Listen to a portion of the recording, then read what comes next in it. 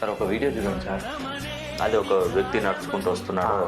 ఆయన ఇనుప కర్ర పైన విద్యుత్ ఇనుప వైర్ రాడ్, తగిలింది. ఆ రాడ్ విద్యుత్ వైపు తగిలింది, ఎలక్ట్రిక్ షాక్ కొట్టి పడిపోయాడు. కింద పడిపోయాడు. అవును. సో అక్కడ ఉన్న ముగ్గురు వాళ్ళు ఆ వ్యక్తికి కృత్రిమ శ్వాస అందిస్తే ఆ వ్యక్తి బతుకుతాడు. కంపల్సరీ ఎందుకంటే మనకు సాధారణంగా ఇలాంటి ఘటనలు అంటే అయ్యో షాక్ కొట్టాడని మనం గాబరా పడిపోతాం. ఎస్, అవునండి. 108 అంబులెన్స్కి ఫోన్ చేయడము చుట్టుపక్కల అని మనం కొందరు భయానికి ఏం చేతులు రావు అసలు మనం ఆ టైంలో. అవును. అయితే నేను ఏంటంటే అంటే సైంటిఫిక్ అంటే సైన్స్ ఏం చెప్తుందంటే ఇప్పుడు ఎలక్ట్రిక్ షాక్ కొట్టిన వ్యక్తికి సిపిఆర్ అంటే మనం గుండె మీద చేసి ఇట్లా సిపిఆర్ చేస్తాం కదా, అలా చేస్తే మళ్ళీ గుండె యాక్టివేట్ అవుతుందని శాస్త్రజ్ఞులు చెప్పారు. ఓకే. ఒక ప్రాణం విలువ వాడి మీద చనిపోయిన కింద పడి ఆయన మీద ఎన్ని కుటుంబాలు ఆధారపడి ఉన్నాయి. పాప కూలి.